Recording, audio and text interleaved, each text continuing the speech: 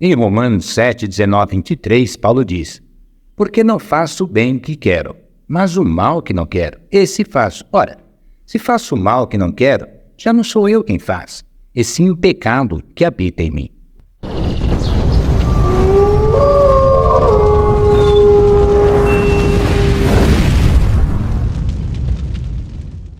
Esse trecho revela a experiência de Paulo com um conflito interno entre a carne, a natureza pecaminosa, e o espírito.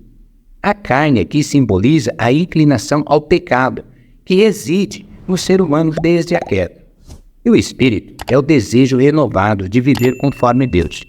Paulo descreve essa batalha entre o querer fazer o bem, que vem do seu espírito regenerado, e o poder do pecado, que ainda atua em sua carne. Pense assim: Paulo quer fazer o bem e viver de acordo com os princípios de Deus. No entanto, ainda há uma parte nele, uma natureza pecaminosa, que às vezes o faz agir de maneira contrária ao que ele deseja. Então, quando ele comete um erro, ele está reconhecendo que isso não vem do seu desejo verdadeiro de seguir a Deus, mas de uma força interna que ainda luta contra a sua vontade. Portanto, a ideia é que a nova identidade de Paulo em Cristo deseja fazer o bem, mas ele ainda enfrenta uma luta interna com o pecado, que não foi totalmente eliminado. Exegeticamente, Paulo está explorando o conceito do já e ainda não da salvação. Já estamos salvos, mas convivemos com os efeitos do pecado enquanto vivemos no corpo. Hoje, a situação dos crentes não é diferente.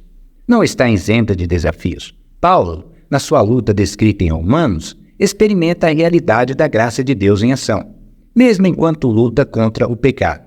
A graça de Deus e a presença do Espírito Santo permite aos crentes enfrentar essas tentações com uma força que Paulo ainda estava buscando entender. A graça não elimina a luta, mas dá o poder para vencer, ao contrário do tempo de Gênesis, onde a intervenção divina era mais restrita. Em Gênesis 6:3 está escrito: então disse o Senhor: não contenderá o meu espírito para sempre com o homem, porque ele também é carne. Esse versículo precisa ser entendido em seu contexto, com base nas palavras originais.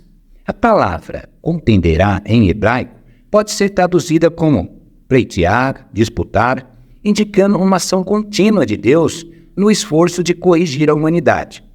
Quando Deus diz que seu espírito não contenderá mais, isso significa que ele deixará de exercer essa influência externa de correção e a contenção do mal, permitindo que o homem fosse entregue completamente à sua natureza pecaminosa.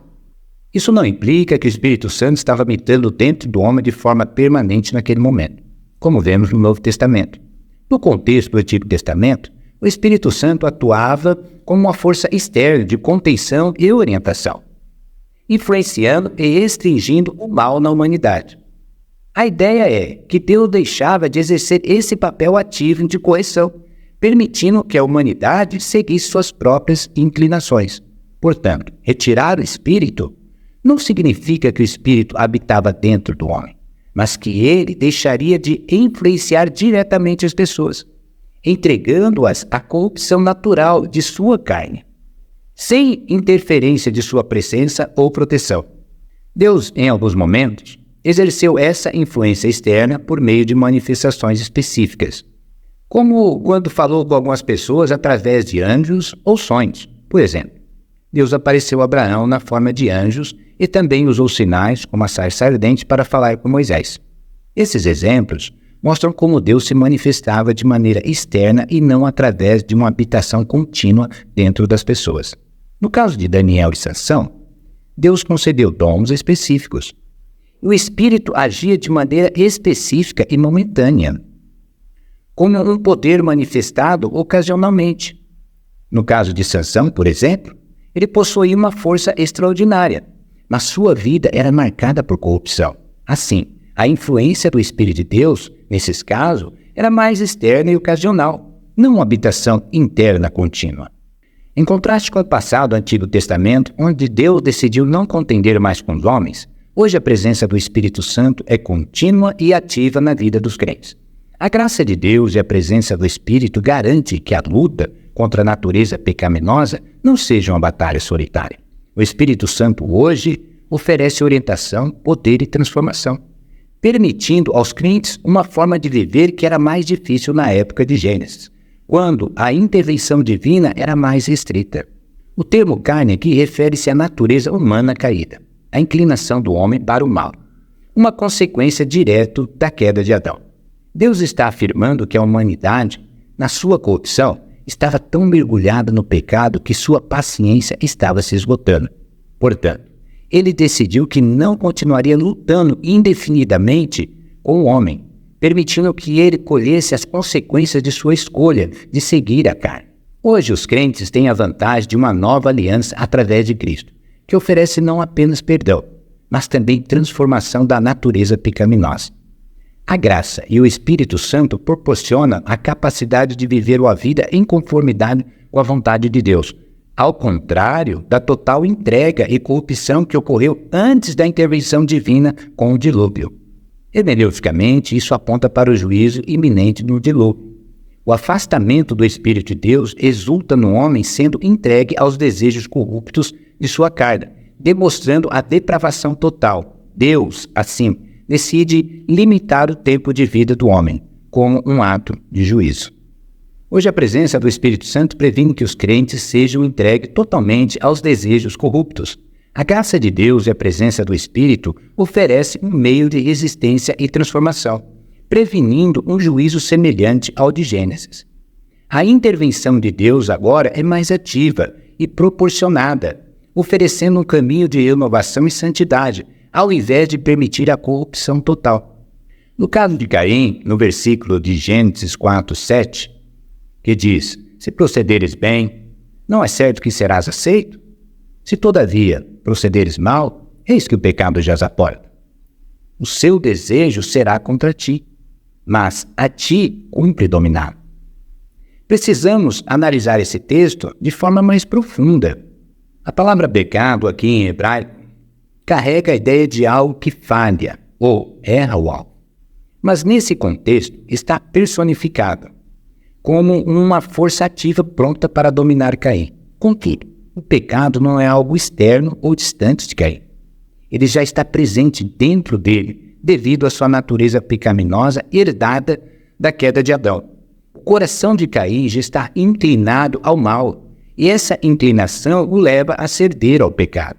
Deus, ao falar o pecado jaz à porta, está advertindo Caim que a tentação está sempre presente e pronta para levar a ação pecaminosa adiante. No entanto, esse pecado surge da combinação entre a natureza interna, que é corrompida, e as influências externas, que são as tentações. Tiago 1:14-15 afirma que o pecado nasce quando o desejo humano é atraído e seduzido. E esse desejo é uma manifestação da maldade interna do coração. Na atualidade, os crentes têm o Espírito Santo para ajudar a resistir ao pecado, diferente de Caim, que estava sem a assistência divina.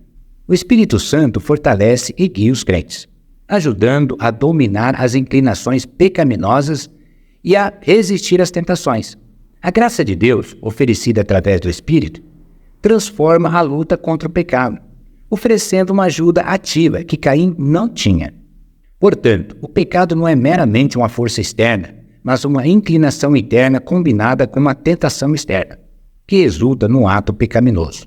Caim foi advertido, mas sem a presença do Espírito de Deus, ele cedeu, como consequência natural da sua natureza pecaminosa. Hoje, como o Espírito Santo habita nos crentes, há uma capacidade renovada para resistir ao pecado. O Espírito atua de forma a fortalecer o coração e a mente dos crentes, oferecendo uma nova maneira de enfrentar as tentações.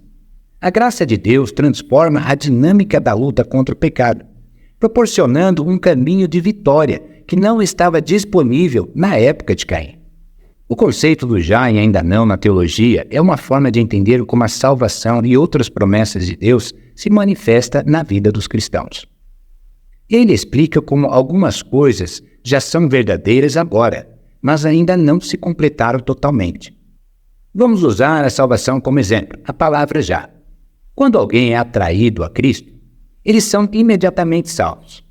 Isso significa que a salvação é um presente que a pessoa recebe agora mesmo, de acordo com a Bíblia. Quem crê em Jesus têm a vida eterna. João 3,16. Essa parte é o já. A salvação está garantida. É uma realidade presente na vida dos crentes. A palavra ainda não. Apesar de já estarmos salvos, ainda vivemos em um mundo onde o pecado e o sofrimento existem. A salvação completa será totalmente realizada quando Jesus voltar e Deus estabelecer seu reino plenamente. Então, a promessa da salvação será plenamente cumprida e o pecado será totalmente eliminado. Isso é o ainda não. É a expectativa do futuro, a conclusão final da obra de Deus. Portanto, o já e ainda não mostra que, enquanto algumas promessas e bênçãos de Deus já estão presentes e atualmente na vida dos crentes, a plenitude dessas promessas ainda está por vir. É uma maneira de entender que estamos em um estado de já ter a salvação, mas ainda não experimentamos a totalidade da redenção que virá no futuro.